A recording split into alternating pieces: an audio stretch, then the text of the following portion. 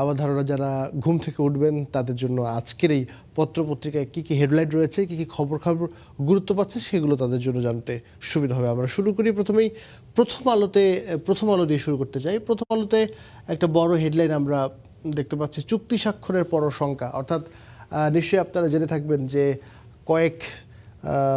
কয়েক মাস ধরে যে মধ্যপ্রাচ্য কেন্দ্রিক উত্তেজনা চলছে, যুদ্ধাবস্থা চলছে, বিশেষ করে যুক্তরাষ্ট্র, ইরান এবং ইসরায়েলের মধ্যকার, সেই জায়গা থেকে যেহেতু পাকিস্তান মধ্যস্থতা করবার চেষ্টা করছে কয়েকদিন ধরে, আমরা সেটি দেখতে পাচ্ছিলাম। সেই চুক্তি নিয়ে মূলত তারা আসলে এই স্টোরিটি করেছে। সেখানে আমরা দেখতে পাচ্ছি যে সুইজারল্যান্ডে আজ শুরু হচ্ছে চুক্তির চূড়ান্ত আলোচনা, চলবে 60 দিন ধরে। যুক্তরাষ্ট্র এবং ইরান পাকিস্তানের মধ্যস্থতায় যেটি আসলে করবার কথা হয়েছিল, আমি যেটি আপনাদেরকে জানাচ্ছিলাম, সেটি এখন সুইজারল্যান্ডে চলে যাচ্ছে এবং চুক্তি স্বাক্ষর হবার পরও শঙ্কা রয়েছে। আমরা একটু দেখতে চাই আসলে কি বলা হয়েছে সেখানে। সমঝোতা স্মারকে সই করেছেন যুক্তরাষ্ট্রের প্রেসিডেন্ট ডোনাল্ড ট্রাম্প এবং ইরানের প্রেসিডেন্ট। এখন ইরানের পরমাণু কর্মসূচি এবং বিদেশে জব্দ থাকা অর্থ নিয়ে আলোচনা করবে তেহরান এবং ওয়াশিংটন। যেহেতু যুক্তরাষ্ট্রের একটা বড় কনসার্নের জায়গা ছিল যে ইরান তাদের পরমাণু কর্মসূচি বা পরমাণুর যে কার্যক্রম সেটি যেন বন্ধ করে দেয়, সুতরাং সেটি নিয়ে এখন পরবর্তীতে আলোচনা হবে। এবং এছাড়া আরও যে বিষয়গুলো এখানে গুরুত্ব পাচ্ছে, আমরা একটু টাইমলাইনটা দেখতে চাই। প্রথম আলো যে টাইমলাইনটা এখানে করে দেখিয়েছে, ইরান এবং যুক্তরাষ্ট্র ইসরায়েলের মধ্যে হামলার মধ্য দিয়ে 28 ফেব্রুয়ারি, যেটি বলছিলাম যে এই যে ত্রিমুখী যে যুদ্ধ এবং যে যুদ্ধের মাধ্যমে মধ্যপ্রাচ্য খানিকটা দীর্ঘ সময় অচল হয়ে গিয়েছিল, অর্থনীতি থেকে শুরু করে ব্যবসা বাণিজ্য, আকাশপথের যোগাযোগ একেবারে স্টাক হয়ে গিয়েছিল। এবং আমরা দেখতে পাচ্ছিলাম যে হরমুজ প্রণালী ইরান কয়েক দফা বন্ধ করে দিয়েছিল এবং যার কারণে আমরা দেখছি যে তেলের দামও কিন্তু বেড়ে গিয়েছিল। 2 মার্চ লেবাননের নৃশংসতা শুরু করে, অর্থাৎ 28 ফেব্রুয়ারি যুদ্ধ শুরু হয়, লেবাননে আক্রমণ করে 2 মার্চ। 8 এপ্রিল দুই পক্ষেই প্রথমবারের মতো যুদ্ধবিরতিতে রাজি হয়। 12 এপ্রিল যেটি নিয়ে আমি আলাপ করছিলাম যে পাকিস্তান এটির মধ্যস্থতা করবার একবার চেষ্টা করেছিল, মানে একবার না কয়েকবারই চেষ্টা করেছিল, সেটি শুরু হয়। 17 জুন যুদ্ধ বন্ধে ইরান যুক্তরাষ্ট্র সমঝোতা স্বাক্ষর হয় এবং সেই যে স্বাক্ষর হয়েছে সেই স্বাক্ষর নিয়ে আসলে শঙ্কা রয়েছে। একটু রয়টার্স এবং আল জাজিরার উদ্ধৃতি দিয়ে তারা আসলে এই প্রথম আলো নিউজটি করেছে। একটু পড়তে চাই আমাদের দর্শকদের জন্য। বলা হচ্ছে যে যুক্তরাষ্ট্র এবং ইরানের মধ্যে যুদ্ধ স্থায়ীভাবে বন্ধে সমঝোতা স্মারকে সই করেছেন দুই দেশের প্রেসিডেন্ট। 24 সমঝোতার এই অন্তর্বর্তী চুক্তি মনে করা হচ্ছে এখন চূড়ান্ত একটি চুক্তির জন্য সুইজারল্যান্ডের জেনেভায় আলোচনা করবেন। আলোচনা চলার কথা 60 দিন পর্যন্ত, যদিও শান্তির বিষয়গুলো নিয়ে এখানে আলোচনা রয়েছে। অর্থাৎ যে চুক্তিটি করা হয়েছে সেই চুক্তি নিয়ে পরবর্তীতে 60 দিনের যে আলোচনা রয়েছে শর্তগুলো নিয়ে, সেই শর্তগুলো নিয়ে কিন্তু আলোচনা হবে সুইজারল্যান্ডে। একটি বিশ্লেষণ তারা এখানে দেখিয়েছে। তারা বলছে যে অর্থনৈতিক মন্দার আশঙ্কা কি ট্রাম্পকে চুক্তিতে বাধ্য করলো। আসলে যুদ্ধটি যখন শুরু হয়েছিল তখন আমরা দেখছিলাম যে মার্কিন যুক্তরাষ্ট্র যখন ইনভলভ হলো তখন এটি নিয়ে বিভিন্ন রকমের আলোচনা সমালোচনা চলছিল যে আসলেই তাদের ইনভলভ হওয়া বা যুক্ত হওয়া কতখানি ভালো সিদ্ধান্ত হলো। পরবর্তীতে এই যুদ্ধতে যখন একেবারে দীর্ঘদিন ধরে এই যুদ্ধটি চললো, আমার ধারণা এবং একই সাথে আন্তর্জাতিক যারা সম্পর্ক বিশ্লেষক বা নিরাপত্তা বিশ্লেষক রয়েছে তারাও কিন্তু বিভিন্ন সময় বলেছেন যে এই ধরনের বাধার সম্মুখীন হতে হবে বা এই ধরনের ফিডব্যাক যে ইরান দিবে সেটি আসলে ইসরায়েল বা যুক্তরাষ্ট্র হয়তো কল্পনা করেনি, হয়তো চিন্তা করেনি। সেই জায়গা থেকেই তাদের যে অর্থনৈতিকভাবে একটা জটিলতা তৈরি হয়েছে, অর্থনৈতিক মন্দা, একই সাথে যুদ্ধকে সামাল দিতে গিয়ে যে খরচ, সেই খরচ মোকাবিলা করা, এই সব কিছু মিলেই সম্ভবত ট্রাম্প বা মার্কিন প্রশাসন এই যুদ্ধ বন্ধের যে চুক্তি, সেই চুক্তিতে তারা আসলে এক হয়েছেন কিনা সেটি নিয়ে একটি বিশ্লেষণ তারা ছাপিয়েছে দ্য নিউ ইয়র্ক টাইমসের উদ্ধৃতি দিয়ে। আইনশৃঙ্খলা পরিস্থিতি নিয়ে একটা ভালো রিপোর্ট আমরা দেখতে পাচ্ছি। হামলার লক্ষ্য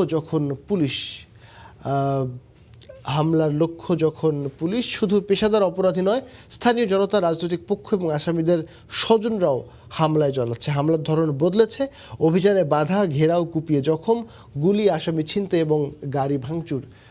দর্শক, আমরা 5 আগস্ট পরবর্তী সময়ে পুলিশের যে ইমপ্রেশন, যেটি একেবারে তলানিতে গিয়ে ঠেকেছিল, সেই কারণেই কিন্তু, যদিও এর আগেও এই ধরনের ঘটনা ঘটেছে, কিন্তু তার সংখ্যার যে মাত্রা, সেই মাত্রা একেবারে সহনীয় পর্যায়ে ছিল বলেই মনে হয় বা ছিল বলেই ধারণা করা হয়। তবে এখন এই মাত্রা একেবারে চূড়ান্ত রূপ নিয়েছে। আমরা শুধুমাত্র ঢাকায় নয়, ঢাকার বাইরেরও বিভিন্ন জায়গায় আমরা দেখেছি যে পুলিশের উপর আক্রমণ করা হচ্ছে এবং বিভিন্ন ফুটেজ বা ভিডিও কিন্তু সোশ্যাল মিডিয়াতে ছড়িয়ে পড়ছে। সুতরাং সেটা নিয়ে আসলে বলা হচ্ছে যে তারা বলছে যে শুধুমাত্র অপরাধী অর্থাৎ পুলিশের সাথে যাদের সংঘর্ষ বাধে বা যে ধরনের জটিলতা তৈরি হয় শুধু তারাই নয়, একই সাথে স্থানীয় যারা জনতা রয়েছে, একই সাথে রাজনৈতিক যারা ব্যক্তিবর্গ রয়েছে এবং আসামির স্বজনরা যারা রয়েছে তারাও কিন্তু এই পুলিশের সাথে হামলার এই সিদ্ধান্তে মানে হামলার যে ঘটনা সেই ঘটনায় তারা জড়িত থাকে। বিশ্বকাপ চলছে, বিশ্বকাপ নিয়ে তাদের একটা বড় স্টোরি রয়েছে। প্রথম পাতাতেই ব্রাজিলের আকাশ ছোঁয়ার যাত্রা, অনুশীলন করছেন তবে নেইমার খেলবেন না এই ম্যাচেও, তার জন্য অপেক্ষার মধ্যে আগামীকাল হাইতির বিপক্ষে মাঠে নামবে ব্রাজিল। আসলে নেইমারের খেলা বা না খেলা ব্রাজিলিয়ান যারা সমর্থক রয়েছে তাদের জন্য খুবই গুরুত্বপূর্ণ একটা খবর। তারা কিন্তু খোঁজ খবর রাখছেন, তারা অপেক্ষা করছেন যে তাদের প্রিয় যে তারকা নেইমার কবে নাগাদ এই ফুটবলের মঞ্চে, বিশ্ব মঞ্চে তাদেরকে দেখবেন, টেলিভিশনের পর্দায় দেখবেন। যারা মাঠে গেছেন খেলা দেখার জন্য তারা হয়তো সরাসরি দেখার যে আগ্রহ, সেই আগ্রহের মধ্যে রয়েছে। কিন্তু নেইমারকে প্রথম ম্যাচে তো পাওয়া যায়নি, যে ম্যাচটিতে ব্রাজিলের পারফরমেন্স আশঙ্কাজনক বা ব্রাজিলের পারফরমেন্স নিয়ে বিভিন্ন রকমের সমালোচনা এবং আলোচনা হয়েছে। খুব একটা আশাজনক পারফরমেন্স ছিল না। সেই জায়গা থেকে দ্বিতীয় ম্যাচের জন্য প্রত্যাশা করছিলেন, কিন্তু হাইতির বিপক্ষে দ্বিতীয়টি ম্যাচ, সেই ম্যাচে নেইমারকে পাওয়া যাচ্ছে না বলেই এক ধরনের নিশ্চয়তা, কনফার্মেশন পাওয়া গেছে। কিন্তু তিনি অনুশীলন করেছেন, সেটি এক ধরনের ভালো খবর। যদিও কোচিং স্টাফ থেকে বলা হচ্ছে যে তাকে নিয়ে রিস্ক তারা নিতে চায় না, কারণ নকআউট পর্বের জন্য আসলে নেইমারকে তারা রাখতে চায়, সেটি তারা আসলে বলছে। এবং আমরা সেরা ম্যাচের জয়ে শুরু ইংল্যান্ডের, এবং ইংল্যান্ডের তারা প্রথম ম্যাচে জয় পেয়েছে, সেটিও আসলে এখানে স্থান পেয়েছে। আমরা অন্য আরেকটি পত্রিকায় দেখতে চাই, সমকাল এখানে রয়েছে। সমকালে দেখা যাক কি হেডলাইন করেছে। যুদ্ধের অবসানে নিজেদের বিজয়ী ঘোষণা ইরানের। সমকালের আসলে বিষয় সেটি হলো যে আজকে প্রথম আলো বা সমকাল থেকে শুরু করে অন্যান্য পত্রিকাতেও যে বিষয়গুলো গুরুত্ব পাচ্ছে সেটি হচ্ছে এই ইরান এবং যুক্তরাষ্ট্রের মধ্যকার যে যুদ্ধ, সেখানে তারা বলছে যে যুদ্ধের অবসান, নিজেদের বিজয়ী ঘোষণা ইরানের। ইরান যে নিজেদেরকে বিজয়ী ঘোষণা করেছে সেটি নিয়ে সমকালের আন্তর্জাতিক ডেস্ক একটা রিপোর্ট করেছে, এবং এখানে একটা বিশ্লেষণও রয়েছে দ্য গার্ডিয়ানের। ট্রাম্পের অতি উচ্চাসার পরিণতি যেমন হলো, মানে যেটি নিয়ে আমরা আসলে আলাপ করছিলাম যে যুক্তরাষ্ট্রের এই যুদ্ধের মধ্যে ইনভলভ হওয়া কতখানি যৌক্তিক হয়েছে বা যুক্তরাষ্ট্র কতখানি চাপে পড়েছে, ইরানকে যতখানি চাপে ফেলতে তারা চেয়েছিল ততখানি আসলে চাপে ইরান পড়েছে কিনা, সেই বিষয়গুলো নিয়ে এক ধরনের কিন্তু সমালোচনা রয়েছে। এবং একই সাথে এই যে চুক্তিতে রাজি হওয়া যুক্তরাষ্ট্রের অর্থাৎ ডোনাল্ড ট্রাম্পের, সেটি নিয়ে কিন্তু বিভিন্ন রকমের আলোচনা উঠছে যে শেষ পর্যন্ত ট্রাম্পের যে অতি উচ্চাসা সেটির পরিণতি কি আসলে এই চুক্তি হচ্ছে কিনা, যে যুদ্ধ বন্ধের যে চুক্তি সেটি। এবং সেটি নিয়ে তারা একটা স্টোরি করেছে, বিশ্লেষণের স্টোরি। সুইস ব্যাংকে বাংলাদেশিদের অর্থ বেড়েছে 41%। আমরা আমাদের নিউজও যেটি বলছিলাম 5 আগস্ট পরবর্তী সময়ে বাংলাদেশিদের অর্থ সুইস ব্যাংকে বেড়েছে, সেটি আমরা একটু দেখছিলাম। এছাড়া যদি বলি তাহলে আসল ব্রাজিলের খেলা দেখার অপেক্ষায় সবাই। আমি প্রথমেই যেটি বলছিলাম যে ব্রাজিলের খেলা দেখার যে অপেক্ষা, সেই অপেক্ষার কথা এখানে বলা হয়েছে। ট্রাম্পের অতি উচ্চাসার পরিণতি যেমন হলো, যে বিশ্লেষণটা বলেছে, একটু আমাদের দর্শকদের দুটি লাইন পড়ে শোনাতে চাই। বলা হয়েছে, প্রবাদ আছে শত্রুর মুখোমুখি হওয়ার পর যুদ্ধের কোনো পরিকল্পনায় আর আগের মতো থাকে না। লক্ষ্য নিয়ে যুদ্ধে নেমেছিল।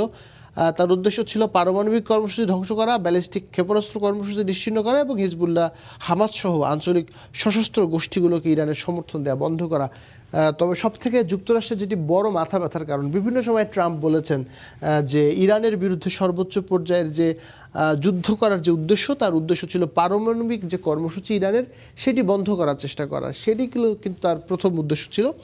সেটি নিয়ে আমরা বিভিন্ন সময় বিভিন্ন রকমভাবে দেখেছি, কথা তিনি বলেছেন, এবং একই সাথে সেটি নিয়ে আলোচনা হয়েছে। তবে শেষ পর্যন্ত চুক্তি হবার পরে বাকি যে 60 দিন, সেই 60 দিনে এই শর্তগুলো নিয়ে আলোচনা হবে। সেই শর্তে আসলে ইরানকে রাজি করানো যায় কিনা সেটি একটি বড় বিষয়, যে পারমাণবিক কর্মসূচি থেকে ইরান পিছুটান দিবে কিনা। এছাড়াও ইরানের তরফ থেকেও নিশ্চয়ই বিভিন্ন রকমের শর্ত দেয়া থাকবে যুক্তরাষ্ট্রের ক্ষেত্রে, সেগুলো আমরা নিশ্চয়ই পরবর্তীতে যখন আলোচনা শুরু হবে, সুইজারল্যান্ডে এই আলোচনাটি শুরু হবে, এবং এটি আজ থেকেই শুরু হবার কথা রয়েছে, সেটি নিয়ে আমরা আমাদের দর্শকদেরকে জানাবো। আমরা আমার দেশ পত্রিকাতে এসেছি। আমার দেশেও আমরা দেখতে পাচ্ছি যে ইরান থেকে নৌ অবরোধ তুলে নিল যুক্তরাষ্ট্র। নিশ্চয়ই আপনারা জানেন যারা এই মানে আন্তর্জাতিক খবরাখবর রাখেন যে হরমুজ প্রণালীকে কেন্দ্র করে যে ধরনের একটা বড় রকমের নৌ যদি বলি যে অবরোধ তারা তৈরি করেছিল যুক্তরাষ্ট্র, সেই অবরোধটি তারা তুলে নিয়েছে এবং সেই তুলে নেবার কারণ কিন্তু যেহেতু চুক্তি হয়ে গেছে, চুক্তি পরবর্তী সময়ের বিভিন্ন শর্তের হয়তো এটি যুক্তরাষ্ট্রের নিজে থেকেই এগিয়ে আসার বিষয়গুলো রয়েছে। এবার বাংলাদেশে চলে যান মমতাকে দিলীপ ঘোষ। আসলে পশ্চিমবঙ্গে পাল্টাপাল্টি অবস্থান চলছে, তার প্রভাব কিন্তু বাংলাদেশেও পড়েছে। কারণ নিশ্চয়ই আপনারা জেনে থাকবেন যে সরকারের বদলের পরে, নতুন সরকার আসার পরে বাংলাদেশও সাফার করছে, পুশিনের ঘটনা বেড়েছে, সেটি নিয়েও আলোচনা চলছে।